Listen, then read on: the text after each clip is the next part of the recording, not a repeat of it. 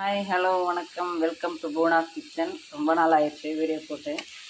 அது சின்ன ஒரு விபத்து எங்கள் வீட்டுக்காருக்கு கொஞ்சம் ஆக்சிடெண்ட் ஆகிடுச்சு.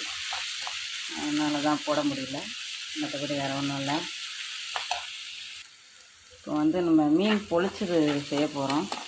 அதுக்காக நான் எண்ணெய் ஊற்றி கடலெண்ணெய், நல்லெண்ணெய், பச்சை மிளகாய், வெங்காயம் இந்த மாதிரி பொடியாக கட் பண்ணி போட்டு வதக்குறேன். இது கூட இஞ்சி பூண்டு பேஸ்ட்டு போட்ட ஒரு ஸ்பூனு போட்டு லைட்டாக ஒரு வதக்கிட்டு தக்காளி போட்டுடலாம். தக்காளி போட்டாச்சு. நல்லா மசிஞ்சு வதங்கட்டும். அது வரைக்கும் ஆல்ரெடி நான் இப்போ மீன் பொளிச்சதுக்கு என்கிட்ட காணாங்கத்தை மீன் தான் என்கிட்ட இருக்குது. அதை நான் க்ளீன் பண்ணி அது கூட சின்ன வெங்காயம், பூண்டு, இஞ்சி போட்டு பேஸ்ட்டாக அரைச்சி அது கூட போட்டிருக்கேன். குழம்பு மிளகாத்தூள், காஞ்ச மிளகாத்தூள், கரம் மசாலா கொஞ்சோண்டு, இஞ்சி பூண்டு பேஸ்ட்டு இது போட்டு உப்பு போட்டு நல்லா பிசிறி வச்சுருக்கேன். இதை நல்லா ஒரு அரை மணி நேரம் ஊறட்டும். ஊறினதுக்கப்புறம் இதை நான் தவாவில் போட்டு வறுத்து எடுத்து அதுக்கப்புறம் வாழை இலையில் தொக்கு வச்சு மீன் பொளிச்சது பண்ணலாம். அதை வச்சு வெயிட் பண்ணுவோம். இது நல்லா மசிஞ்சு வந்துடுச்சு. இப்போ இதில் மசாலா சேர்த்துக்கலாம். இப்போ எல்லாத்தையும் போட்டாச்சு. இதில் கரம் மசாலா, மஞ்சள் பொடி, காஞ்ச மிளகாய் பொடி, குழம்பு தூள், இது உப்பு, இது போட்டு நல்லா வதக்கிக்கலாம். இதை நல்லா அப்படி பிரட்டி எடுத்து நல்லா அந்த பச்சை வாசம், குழம்பு தூள் வாசம் நல்லா போன உடனே கொத்தமல்லி போட்டு நல்லா ஒரு பிரட்டி அதுக்கப்புறம் நம்ம மீன் தோசைக்கல்லில் வறுத்து அதுக்கப்புறம் நம்ம ரெடி பண்ணலாம். இது வெங்காயம் தக்காளி தொக்கு ரெடி ஆகிடுச்சு. இதை அப்படியே வைக்கலாம், ஆஃப் பண்ணிடலாம். மீன் தோசைக்கல் போட்டு காஞ்சவனும் எண்ணெய் ஊற்றி மீன் வச்சாச்சு. இப்போ மீன் 2 பக்கம் திருப்பி போட்டு வறுத்து வாழை இந்த மாதிரி அடுப்பில் தோசைக்கல் மேலே போட்டு இப்படி எடுத்துக்கிட்டிங்கனாக்கா மீன் வச்சு மடிக்கும் போது கிழியாமல் இருக்கும். அதுக்காக தான் 2 பக்கம் திருப்பி போட்டாச்சு. மேலே அப்படியே இந்த எண்ணெயை எடுத்து ஊற்றினோம்னா அப்படியே வந்துடும்.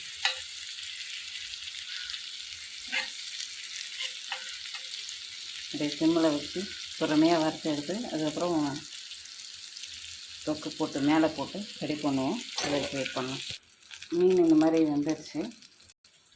வாழையில் வச்சு அடியில் அந்த தொக்கு வச்சு அதுக்கு மேலே அந்த மீன் எடுத்து வச்சு இந்த மாதிரி மேலே தொக்கு அப்படி வச்சு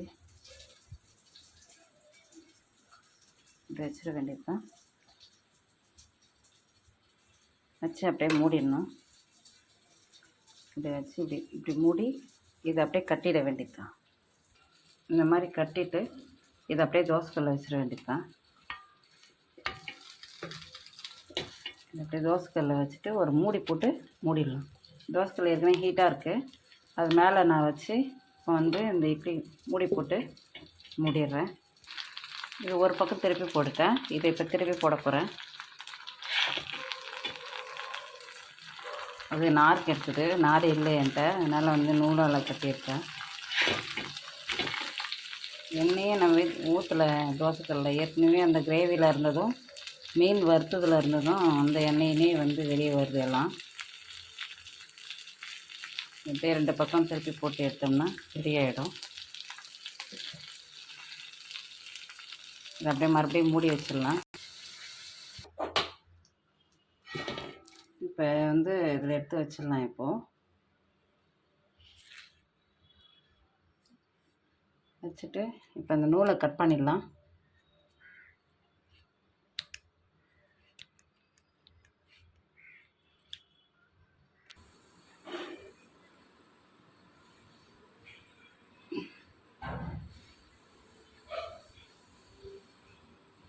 சூப்பராக காணாங்கத்தை மீன் பொளிச்சது ரெடி ஆயிடுச்சு. எப்படி இருக்குது பாருங்கள். சூப்பராக கமன்னு வாசனை செமத்தியாக இருக்குது. இது அப்படியே வெறும் சாதத்தோடு வச்சு சர்வ் பண்ணிங்கன்னா சூப்பராக இருக்கும். வாங்க சாப்பிட்லாம்.